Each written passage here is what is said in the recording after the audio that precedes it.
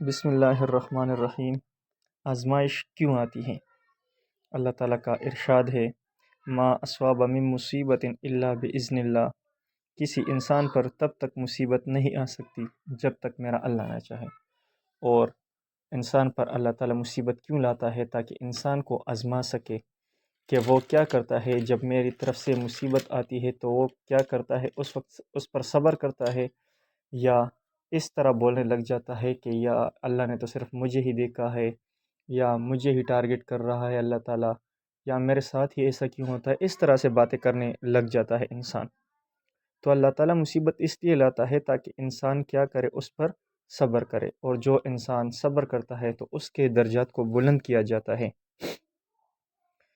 جس طرح ایک بندہ ہے، ایک چھوٹا بچہ ہے، چھٹی ساتویں کلاس میں پڑھتا ہے، تو جب امتحان کے دن آتے ہیں تو وہ کیا کرتا ہے، اس دن اس پر آزمائش ہوتی ہے ان دنوں، اور وہ بہت زیادہ محنت کرتا ہے۔ جب اس طرح وہ محنت کرتا ہے اور وہ کامیاب ہو جاتا ہے تو اس کی پروموشن ہو جاتی ہے، اور وہ ساتویں یا چھٹی کلاس میں چلا جاتا ہے۔ اسی طریقے سے جب اللہ کی طرف سے آزمائش ہوتی ہے اور وہ اس آزمائش میں کامیاب ہو جاتا ہے تو وہ اللہ تعالیٰ کی طرف سے اس کے درجات کو بلند کیا جاتا ہے۔ تو جس انسان پر مصیبت آتی ہے وہ صبر کرتا ہے تو اللہ کی طرف سے اس کے درجات کو بلند کیا جاتا ہے، جس طرح ارشاد ہے، ان اللہ مع الصابرین، بے شک اللہ صبر کرنے والوں کے ساتھ ہے۔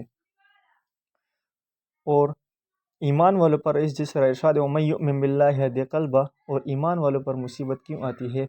ایمان والوں پر مصیبت اس لیے آتی ہے تاکہ ان کے دلوں کو سکون ملے اور اطمینان ملے۔